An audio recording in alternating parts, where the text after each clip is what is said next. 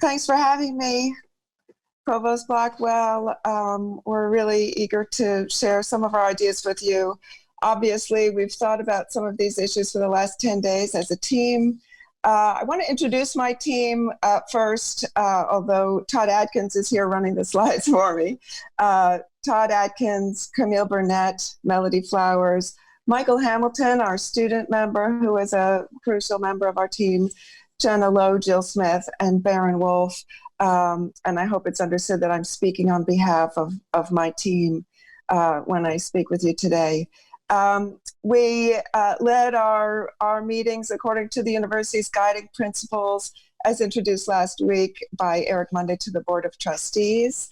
And although I won't have time to go into too much detail with you today in the short time we have, I do want to walk you through some of the main opportunities and challenges that each of the four contingency plan options represent. And so we can just go straight into the normal start contingency plan for you. From the student's perspective, obviously the normal start semester offers the least disruption to the campus experience. It allows students to arrive on campus and move into residence halls on the planned start date. Classes can be held according to their regular meeting patterns. Faculty can teach the courses they've been planning to teach since last December. And returning students can maintain the course schedule that they registered for 2 months ago during priority registration. And that is a recurring theme for our committee anyhow, is how much disruption does each contingency plan offer for returning students, as well as a disruption for incoming students, of course. So it should be obvious that the principal benefit of the normal start is that business as usual can continue as planned. The normal start and a full on-campus residential experience will draw the best possible fall enrollments and will have a positive effect on both retention rates and commitments from incoming students and transfers. We know that students themselves are eager for that traditional on-campus residential college experience. And I know that personally because I have two college students at home with me right now who just finished their sophomore year, and they want nothing more than to get back to the regular college life that they were able to experience for a year and a half. So it's clear that even a normal start semester is going to be atypical in many ways, and that's going to be unavoidable. The public health impact of this plan is significant, and we really have to be able to ensure the physical safety and health of our entire campus community. This means we have to ensure testing, tracing, treatment, and isolation protocols, and we need to prepare our campus facilities. Classrooms, labs, studios, performance spaces, workshops, lecture halls, residence halls, elevators, buses, hallways, meeting rooms, all of these places need to be assessed for maximum occupancy, and we need to plan for safe social distancing in these areas. And we'll also need to put into place alterations to the facilities, such as the installation of hands-free faucets in washrooms, doors that open with foot pedals, safety signage, provision of hand sanitizer throughout campus, provision for regular cleaning, and so on. The university will also need to make appropriate provisions for faculty and staff who present with underlying health conditions, which may preclude classroom teaching or require continued self-isolation. And this really is going to be a central concern no matter which of the contingency plans we adopt. And we strongly urge the administration to consult with faculty and staff on this matter. In fact, I sat in on a Senate Council meeting yesterday where this was discussed, and I was really quite surprised at the number of faculty who were very concerned about returning to the classroom in the fall. So that's our normal start, but as a team, we thought, although the normal start is going to be the most attractive option for many students and for our community as a whole, our committee was also really concerned about managing student travel in and out of the university during a full 16-week semester. We've got fall break, and crucially, we've got Thanksgiving in there. And the potential to relive the spring break scenario from spring 2020 is a real concern to us. Other institutions were impacted actually much more than UK by the fact that students left campus during spring break, later returning just to introduce the virus to their campus communities.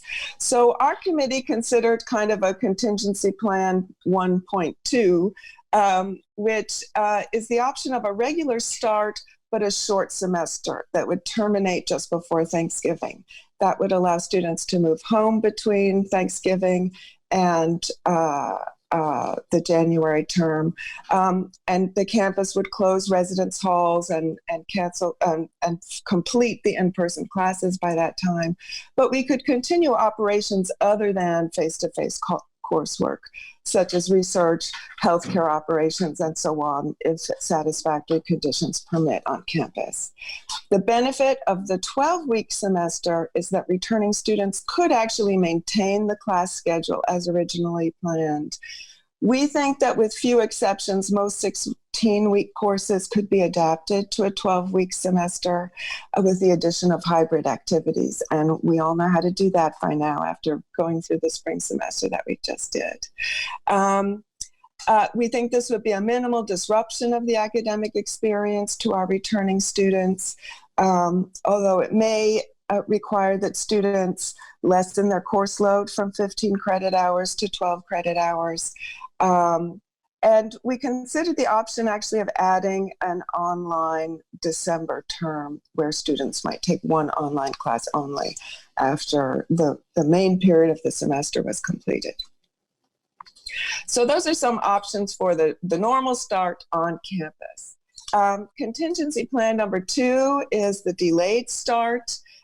This provides the primary advantage of allowing the university additional time for planning and the preparation before reopening the campus to our entire community.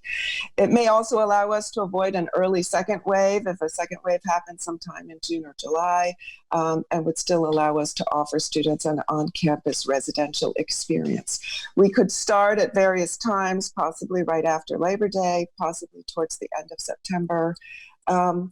As I mentioned just a couple of minutes ago, if we have a delayed start that includes at least 12 weeks on campus, we could still maintain the current class schedule, we believe, and much of the current academic calendar with a few adjustments. Obviously, we would want to cancel fall break if we started late, but otherwise there would be minimal adjustments to the course schedule. With a delayed start, especially if it's a longer delay, say early October, before we bring students onto campus, we could offer a 4+12 sort of semester where students complete that 4-week online course before moving in to complete a 12-week on-campus semester. So that would allow students to maintain those 15 credit hours over the course, even of a condensed on-campus semester. I just want to point out the 2 primary challenges to this delayed start.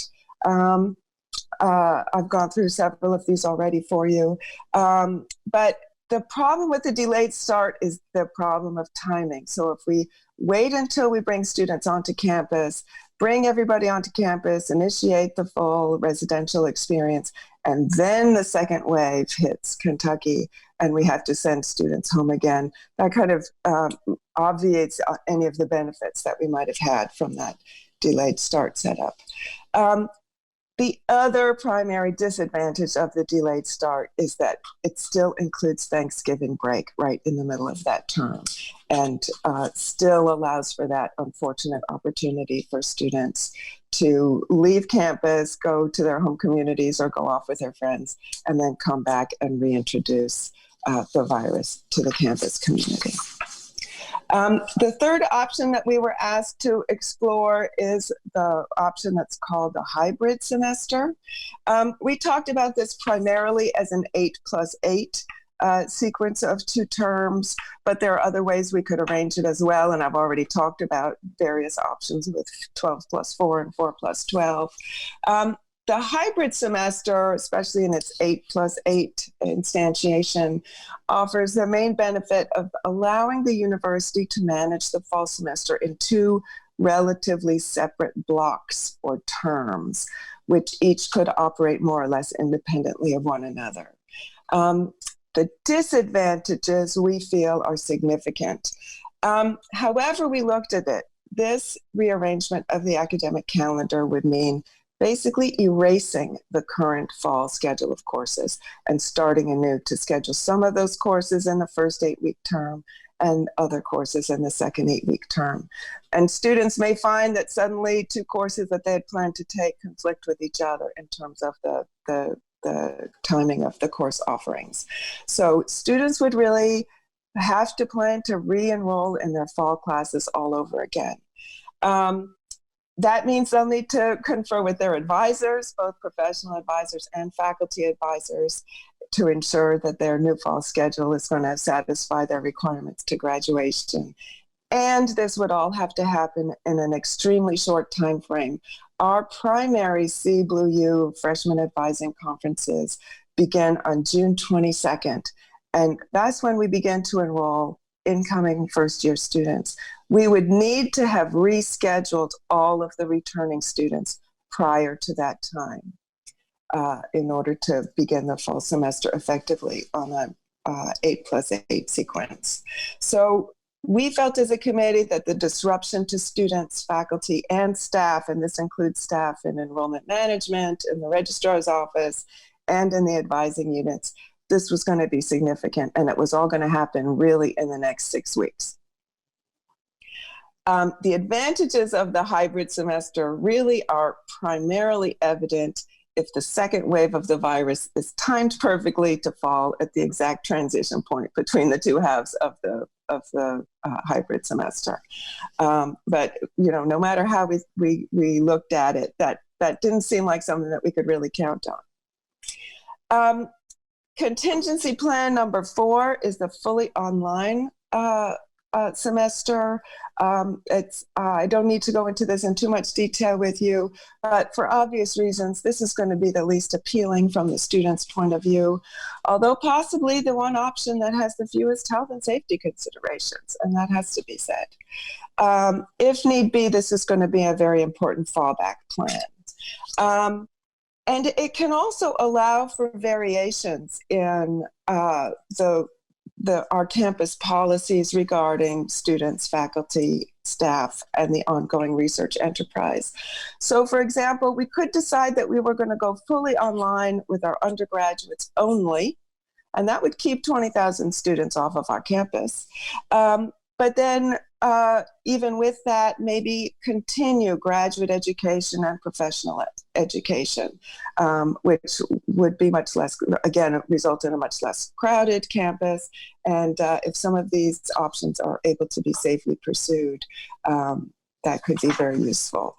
The real drawback, of course, of the fully online semester is that any degree program that requires or promises any kind of experiential learning, internships, clinical rotations, performance opportunities, any kind of hands-on face-to-face experience, all of that, we'd either need to develop remote alternatives, which are always going to be just second best, or students may be delayed in their progress to degree.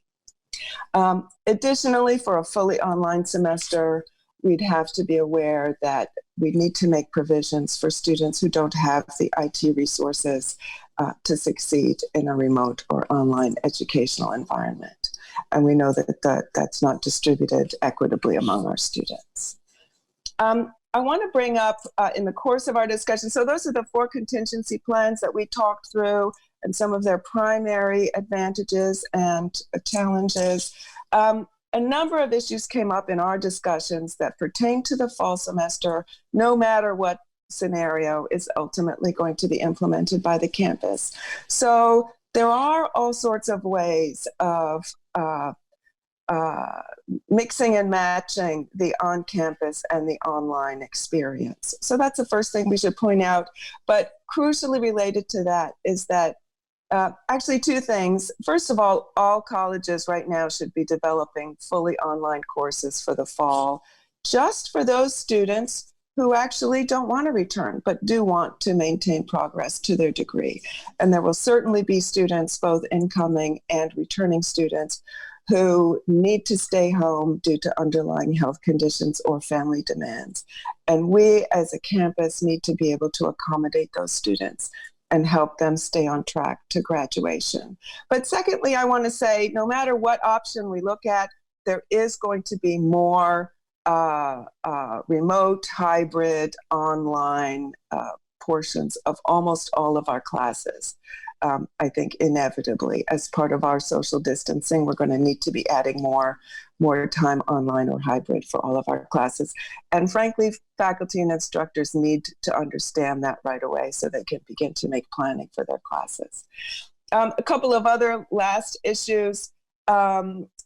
We felt that human resources, the legal office, the dean of students office, these are some of the units that need to get together to determine how health and safety policies will be enforced and how the UK community will be held accountable. And that seems to be a very tricky issue for us. Likewise, privacy issues surrounding health and safety protocols will have to be considered thoughtfully and implemented with care. We know that a full inventory of facility needs is going to be called for, and we need to do that sooner rather than later in order to make the accommodations necessary. And finally, recognizing that we're all human beings with full lives, it's worth pointing out that this campus is not going to be able to be fully functional again until our schools, daycares, and even elder care facilities are back in regular operation. So the administration really needs to work closely with the superintendent of the public schools, with the mayor, and with the governor, so that this is all coordinated before we take steps to bring students, faculty, and staff back onto campus on a more consistent basis. And finally, we just want to point out that almost anything that we think about doing for the fall semester, we should seriously consider doing the same for the spring semester. Unless there's going to be some kind of vaccine by December, we're going to need to make similar plans for the spring semester, and it's not too early to begin. So thank you for giving me this opportunity to share some of my ideas. And I want to thank my team for all of their help.